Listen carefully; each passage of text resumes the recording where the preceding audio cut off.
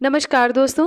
आप सभी विद्यार्थियों का आपके अपने YouTube चैनल एडू फैक्ट के प्लेटफॉर्म पे बहुत बहुत स्वागत है।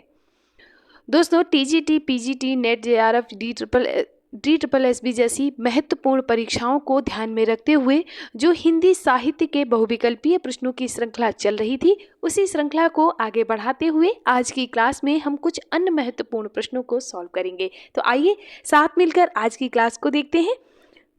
आज की क्लास में हमारा पहला प्रश्न है, वो कहा गया है उसमें कि ये उपमान मैले हो गए। ठीक है, कुछ आपको एक कथन टाइप का दिया गया है और आपको ये बताना है कि ये कथन किसका है और किस रचना से लिया गया है। ठीक है, ये उपमान मैले हो गए, देवता इन प्रतीकों के कर गए हैं कूच।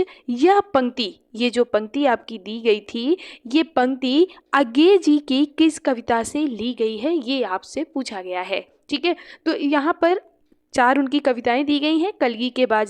कलगी बाजरे की, आंगन के द्वार पार, कितनी नावों में कितनी बार और हरी घास पर क्षण भर। ठीक है, तो ये जो कथन दिया गया है वो आपका दिया गया है कलगी बाजरे की। ठीक है, विकल्प ए यहाँ आपका सही हो जाएगा। इनकी कविता है कलगी बाजरे की, उस कविता से ये कथन लिया गया है। अगले प्रश्न की तरफ चलते हैं। वैश्य जीवन पर आधारित हिंदी का प्रथम उपन्यास, ये याद रखिएगा कि ये हिंदी का प्रथम उपन्यास है। किस पर आधारित है? तो ये वैश्य जीवन पर आधारित है। ये किसने लिखा है, ये कौन सा है? ठीक है, तो ये है स्वर्गीय कुसुम या कुसुम कुमारी। ठीक है, इसको दोनों को एक ही मानते हैं, तो इसलिए यहाँ पर दोनों का नाम हो जाएगा उपरोक्त दोनों। इसको स्वर्गीय कुसुम या कहीं पर कुसुम कुमारी भी मिलता है। ठीक है, तो ये आपका विकल्प सी सही हो जाएगा। अगला प्रश्न है, शुक्ल जी के अनुसार प्रेम की तन्मयता की दृष्टि से आलम की गणना किस कोटि में की जाती है? ठीक है, यानी किस कोटि के कवियों में की जाती है आलम की गणना, ये आपसे पूछा गया है। तो इनकी जो गणना की जाती है वो गहनानंद और रसकान दोनों की कोटि में की जाती है। तो विकल्प यहाँ पर सी आपका सही हो जाएगा। आगे बढ़ेंगे। तुलसीदास को स्मार्त वैष्णव किसने कहा है? स्मार्त वैष्णव किसने कहा है, ये आपसे पूछा गया है। तो दोस्तों, तुलसीदास को स्मार्त वैष्णव जो कहते थे वो आचार्य रामचंद्र शुक्ल जी कहते थे। ये एक आलोचनावादी कवि थे। विकल्प सी यहाँ पर सही हो जाएगा। आगे बढ़ेंगे। तुलसीदास जी ने अपनी किस रचना को अनिल ज्ञान का सागर कहा है? ठीक है, तो तुलसीदास जी ने अखिल ज्ञान का सागर कहा है, ये आपसे पूछा गया है। तो तुलसीदास जी की जो वैराग संदीपनी रचना थी उसे अखिल ज्ञान का सागर कहा गया है। अगला प्रश्न है, शुक्ल जी ने हिंदी काव्य की प्रौढ़ता के युग का आरंभ माना है। किससे माना है, यानी किस कवि से माना है? ठीक है, तो शुक्ल जी ने जो हिंदी काव्य की प्रौढ़ता का युग माना है वो कहाँ से माना है? तो वो माना है तुलसीदास जी से। ठीक है, विकल्प बी सही हो जाएगा। अगला प्रश्न है, तुलसीदास जी ने अपने मित्र, इनके एक मित्र थे गंगाराम जी, उनके आग्रह पर इन्होंने एक रचना की थी। वो रचना कौन सी थी, ये आपको बताना है। तो गंगाराम जी के आग्रह पर जो रचना की गई थी वो रामाज्ञा प्रश्नावली की रचना की थी। दोस्तों, रामाज्ञा प्रश्नावली में क्या होता है कि इसमें सगुन विचारने का काम करते हैं। अगर आप में से किसी ने रामचरितमानस पढ़ा होगा तो रामचरितमानस के 2-4 पन्ने पहले एक पन्ना दिया होता है, वहाँ पर का, खा, गा, घा, मा, बा, ये इस तरह का वर्ण दिए होते हैं। उन वर्णों को मिलाकर चौपाई बनाई जाती है और उससे सगुन विचारे जाते हैं। वो तो मात्र एक छोटा सा पाठ रामचरितमानस में दिया गया है, लेकिन ये रामाज्ञा प्रश्नावली एक अच्छा ग्रंथ है जहाँ पर सगुन विचारने का काम किया जाता है। ठीक है, तो इसकी रचना तुलसीदास जी ने किसके कहने पर की थी? तो ये कही थी गंगाराम जी के कहने पर। ठीक है, विकल्प सी आपका सही हो जाएगा। आगे बढ़ते हैं। तुलसीदास जी ने क्या कहा है? खेती ना किसान को, भिखारी को ना भीख भली। ठीक है, ये कब कहा था? तो ये जब मुगलों का आक्रमण हो रहा था, उसी समय अकबर के समय पे तुलसीदास जी भी थे। तो उस समय जो एक तरह से जो त्राहिमाम मचा हुआ था क्षेत्रों में, उस क्षेत्र को ध्यान में रखते हुए तुलसीदास जी ने कहा था कि खेती ना किसान को, भिखारिन को ना भीख भली। ठीक है, तो ये किस ग्रंथ में अवतरित है, यानी किस ग्रंथ में लिखा हुआ है? तो कहाँ से ली गई है ये पंक्ति? तो ये ली गई है कवितावली से। ठीक है, विकल्प सी सही हो जाएगा। कवितावली से इसे लिया गया है और ये तुलसीदास जी की रचना है। तुलसीदास जी की सभी रचनाएं हैं, लेकिन ये जो पंक्ति ली गई है वो कवितावली से ली गई है। जाने दो वह कब कल्पित था, एक पंक्ति आपको यहाँ पर दी जा रही है। कहा जा रहा है कि जाने दो वह कवि कल्पित था, मैंने तो भीषण जाड़ों में, ऐसे बादल को घिरते देखा, इस तरह से है आगे।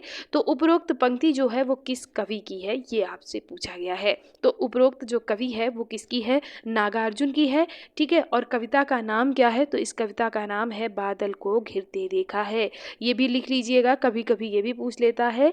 तो ये कविता की जो ये जो पंक्ति दी गई है ये आपको कहाँ से दी गई है, बादल को घिरते देखा है, ठीक है। अच्छी है कविता, एक बार जरूर पढ़िएगा, बादल को घिरते देखा है, ठीक है। ये कविता है आपकी। आगे बढ़ते हैं। किस अलंकारवादी आचार्य ने रस को अलंकार की दास्तान से मुक्त कर उसे स्वतंत्र अस्तित्व प्रदान किया था। यहाँ पर 4 आचार्य दिए गए हैं, आचार्य जगन्नाथ जी, आचार्य रुद्रट, आचार्य भामा और आचार्य कुंतक। इनमें से कौन से आचार्य थे जिन्होंने रस को अलंकार की दास्तान से मुक्त कर उसे एक स्वतंत्र अस्तित्व प्रदान किया था, तो वो थे आपके रुद्रट। विकल्प बी सही हो जाएगा। दुनिया रोज बनती है, ये एक काव्य संग्रह है। क्या, दुनिया रोज बनती है, ये किसका काव्य संग्रह है, ये आपको बताना है। तो ये है आलोक धनवा जी का। विकल्प सी यहाँ पर सही हो जाएगा। हिरोशिमा कविता लेखक आगे की किस कविता संग्रह से लिया गया है, ठीक है। तो यानी हिरोशिमा नाम की एक कविता है, ठीक है, वो लेखक आगे जो हैं उनकी किस कविता संग्रह से लिया गया है। तो अरि ओ करुणा प्रभा में एक इनका कविता संग्रह है, अरि ओ करुणा प्रभा में। उस कविता संग्रह में हिरोशिमा नामक कविता है, या ये मान लीजिए 2 तरह से बना सकते हैं कि हिरोशिमा कविता कहाँ संकलित है, तो आप बता सकते हैं अरि ओ करुणा प्रभा में संकलित है, ठीक है, याद रखिएगा। आगे बढ़ते हैं। रहीमदास जी के आग्रह पर लिखी गई रचना कौन थी, यानी रहीमदास जी ने जब आग्रह किया किससे, बाबा तुलसी से, तो बाबा तुलसी ने कौन सी रचना ली थी। देखिए रहीमदास जी जो थे और बाबा तुलसी जी थे, ये बहुत अच्छे मित्र थे, ठीक है। इनका पत्र व्यवहार भी होता है, पत्र व्यवहार की जो इनके पत्र थे उनको आज भी सुरक्षित रखा हुआ है संग्रहालय में, ठीक है। तो रहीमदास और जैसे तुलसीदास जी के पास कोई आता था तो मदद के लिए, तो तुलसी बाबा के पास तो कुछ होता नहीं था, लेकिन रहीमदास जी उस समय अकबर के दरबार में थे, नवरत्नों में थे, तो बाबा एक चिट्ठी लिख के उनको भेज देते थे रहीमदास जी के पास और रहीमदास जी उसकी हेल्प करते थे, ठीक है। तो इस तरह का इनका मित्रत्व व्यवहार था। यहाँ पर लिखा है रहीमदास के आग्रह पर एक रचना की थी, किसने, बाबा तुलसी ने। कौन सी रचना की थी ये आपको बताना है, तो वो की थी बरवै रामायण, ठीक है। विकल्प ए यहाँ सही हो जाएगा, बरवै रामायण की रचना की थी। आगे बढ़ेंगे। और हनुमान बाहुक, तुलसीदास जी ने एक हनुमान बाहुक की रचना की थी। हनुमान बाहुक जो है वो तुलसीदास जी का सबसे आखिरी ग्रंथ माना जाता है, और माना जाता है कि जब तुलसीदास जी का आखिरी समय चल रहा था उस समय उनके जो मृत्यु के पहले जो उनके शरीर में असहाय पीड़ा हो रही थी, उस पीड़ा के निवारण के लिए उन्होंने हनुमान जी से विनती की थी, और उसी विनती को हनुमान बाहुक के रूप में संकलित किया गया है, ठीक है। तो अगर आपसे पूछा जाए तो हनुमान बाहुक की जो रचना की थी तो वो सबसे बाद में की थी किसने, बाबा तुलसी ने, ठीक है। निम्न में से कौन सा ग्रंथ है अप्पय दीक्षित का, अप्पय दीक्षित का निम्न में से कौन सा ग्रंथ है ये आपसे पूछा गया है। तो दोस्तों व्रत वार्तिक, चित्र मीमांसा, कुबलयानंद, ये सभी जो ग्रंथ हैं वो अप्पय दीक्षित जी के ही हैं, याद रखिएगा। अगर आपको ये वीडियो पसंद आ रहा हो तो प्लीज़ इसे लाइक करें, शेयर करें और दोस्तों के साथ शेयर जरूर करें, और चैनल को सब्सक्राइब कर लें ताकि ऐसे ही वीडियो आपको टाइम पे मिलते रहें। आगे बढ़ते हैं।